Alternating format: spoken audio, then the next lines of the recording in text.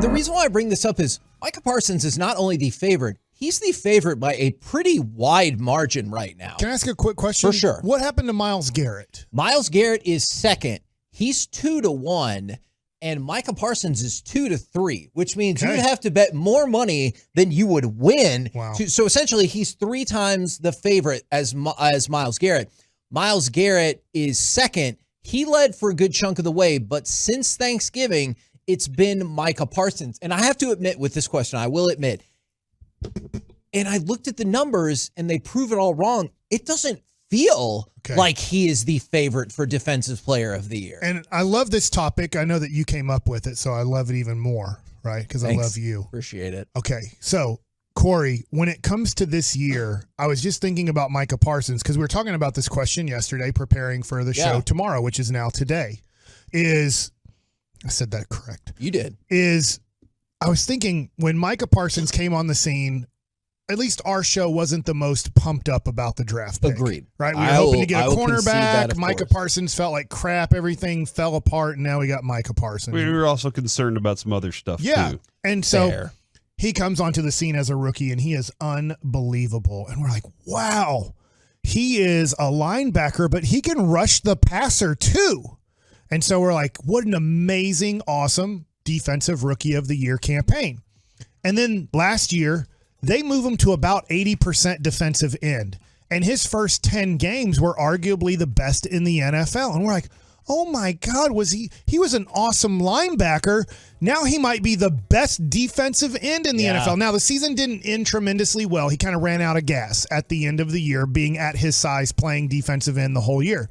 And this year, he's doing kind of the same thing at both positions together. Now, still playing more defensive end than linebacker for most snaps. But it's almost like we've been shocked by him his rookie year, shocked by him in a positive way his second year. And so now we just expect it. So what I think he's doing is he's kind of putting his first year and second year together and having another great year, but he can't shock us anymore. That's where I'm coming from for your defensive player, because I feel the same way you feel. I think you're right about that, because we talked about the brand new toy theory, and I think that fits in really well with what you're saying, because I just went back and I looked at the numbers, and tackles-wise, he's on pace to be about what he is last year. But what people really think about is how many sacks is he going to get? Well, right now, he's on pace to have 16 sacks.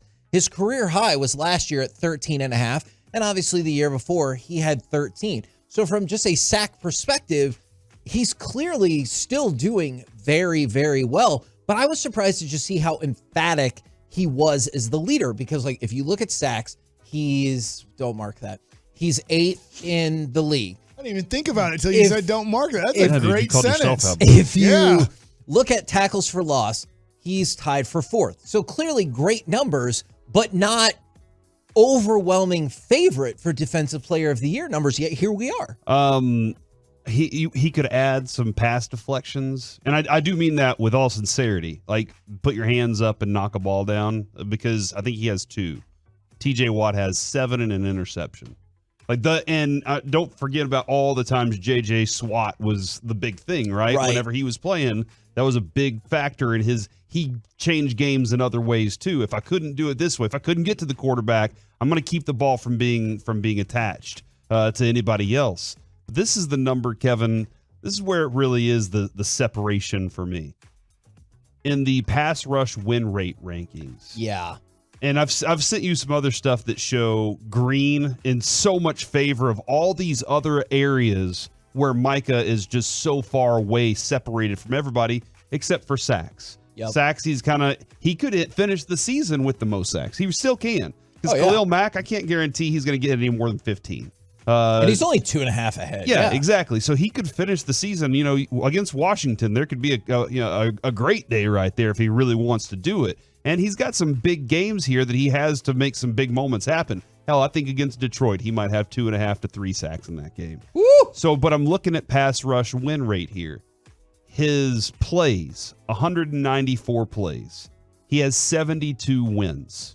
Okay, now whenever you hear that, you're like, okay, what is that compared to Myles Garrett? 198 plays, 59 wins.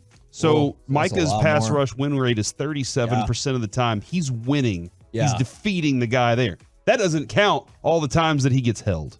Like that's not all those That's times where another he's really getting held. weird part of it. So 30% for Myles Garrett, 37% for Micah Parsons. That's the next best guy. Yeah. And then when you look at the double teams, 32% double teams to 33% double teams for Myles Garrett. The double teams are there too. He's taking on everybody's best, and he's winning about as much as a hitter does in baseball. And so, like, his actually better than hitters do in baseball. Almost 40% of the time, he's defeating whoever it is across from him and taking on double teams at times. So that's where it's been difficult for a long time for the NFL to kind of differentiate who's the best, because they look at sack numbers and maybe there's a guy that has 19 or 20. He's clearly the winner this year. But this right here is proof that the pressure, that changes games, and that's what Micah's doing so well. But this is the thing that makes that, I don't disagree with anything you're saying. This is the thing that makes that complex, is from the 682.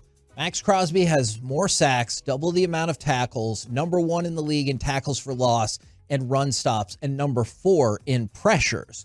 So he trails, obviously, in some of these categories, but he's ahead in several of the others. Just to show His you, pass rush win rate is 19%. but that he also does a lot more than Micah in terms of run stopping. Would be the argument about the all-around edge rusher right there. And I think Max Crosby doesn't get enough credit for what he does. So let's talk about that. Even being the irritator that he is. Max Crosby is 40-1 for Defensive Player of the Year. I told you Micah Parsons is less than even money. So let's even say he was even money. That would mean they would have him as 40 times more likely to be Defensive Player of the Year than Max Crosby. And that's amazing to me. I also always wonder And his team this. just held the Vikings to 3 points the other day. What a terrible game that was. I mean, if you play defense, you're Great probably job. like, we did great, and you're right. Yeah. But what an awful game. I do sometimes wonder this. I'm not saying this is the way it should be at all, is when he burst onto the scene in 2021, Micah Parsons, second to TJ Watt. Last year, second to Nick Bosa. I do kind of wonder, Mike, you talked about the human element of voting. Yeah. And would people like naturally not vote for Cowboys? In the instance of Micah Parsons, I wonder if they would be driven to an account of about a tie, give or take, in a specific voter's mind. Give it to Micah Parsons to be like, man, he was second the last 2 years. He's badass. Like, this is his time. I hear what you're saying, and now you have me Googling, and I'm not going to be able to do this fast enough. I just need to know the team that had the MVP and Defensive Player of the Year on the same team. I'm sure it's happened. Right. But this is going to be, can you imagine Cowboy fans? Like, I know right now Dak's getting a lot of publicity for being the MVP with 4 games to go in the NFL season, and he should. He deserves it. We're bringing up Micah. Micah is the favorite. Dak is the favorite in Vegas. If you're betting, they're saying right now we bet that Dak is the MVP, Micah Parsons is the Defensive Player of the Year. That's hard to fathom. And the Cowboys are having a great year, but they would have both. The 2 most prestigious awards for players are the MVP and the Defensive Player of the Year, because the Defensive Player really has no chance anymore at MVP. So I'm just thinking to myself, I guess Offensive Player of the Year is kind of your 3rd award. I would agree. And I don't with think the that. Cowboys, CeeDee Lamb might finish I think he will finish in the top 10 in that, because quarterbacks don't get a lot of votes for Offensive Player of the Year. It's kind of take out the quarterbacks. Who are we giving that to? That's hard to fathom that the Cowboys right now, with 4 games to go, have the MVP of the NFL on their team and have the Defensive Player of the Year on their team, and are not really the favorites to come out of the NFC and play in the Super Bowl. Yeah, it's wild. And If pressures, by the way, somebody said voters don't care about. I don't know if that is the case They anymore. care about pressures. If that's the case, Aiden Hutchinson has 42, and he has 6.5 sacks. So the pressure is there, but He's not even on this board. It's not a place for him to be. So I think it would be between like a TJ Watt, Max Crosby, Micah in that instance, because they're all kind of lumped in that same group as well. with only about 3 pressures separating them. And I do agree that there's probably still some voters who have been on that panel for too long that are like, I don't know about your fancy numbers and whatnot, but I think there's... Why did you say it? Why did you do that? Because they're old? Yeah. Oh, okay. All right. But I think there's enough of the voters who are in the know of all of the stuff that would go into this. By the way, somebody asked about Deron Bland. We talked about some of his struggles. Yeah. He's 4th on the list. So it goes Micah, Myles Garrett, TJ Watt, and then Deron Bland, who has been in that 4th spot ever since he showed up 4 weeks ago. I have the answer. If Dak and Micah Parsons pull this off, and you have the MVP and the defensive player of the year on the same team in the same year, it's been done 3 times in NFL history. In 1986, Lawrence Taylor was defensive player of the year. Lawrence Taylor was the MVP of the league. Oh, well, so that makes sense. He was on the same team because it was the same person. It's been done by San Francisco in 1994. Steve Young and Deion Sanders, MVP and Defensive Player of the Year. The only other time it was done, 1971, Alan Page won both awards. He won the MVP and the Defensive Player of the Year. So it's only happened once in terms of 2 different players. One time in the history of the NFL, 1994, Steve Young and Deion Sanders did it on the same team. Besides that, you'd have to go to a defensive player who also won MVP. And I just really wanted to double down because I thought about this with the Philly game when they were like, oh, we think he has the flu. I had no doubt that Micah was going to play and make an impact. I was just curious if some of us, because I think I have fallen into that category a little bit, sometimes get dulled to how amazing he is because he's so consistently amazing. Yeah.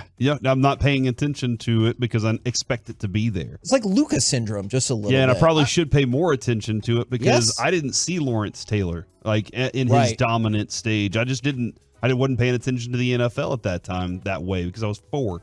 But like, grow up. I know, thanks. But like that's where I should probably, to be able to see greatness, I should probably pay a little more attention to it. When Dirk was here, I was like, look, he may never win a championship, but I get to watch greatness night in, night out. So I might as well just enjoy that. No matter what, you always get, I don't want to say tired, but you just get used to it. Yes. I'm sure Bulls fans got used to what Jordan was doing. And when we play Aaron Donald, we're like, oh my God, I get to watch Aaron Donald. And I know that he's probably a little bit out of his prime, but when he was in his prime, we're like, oh my God, Aaron Donald. Right? Yeah.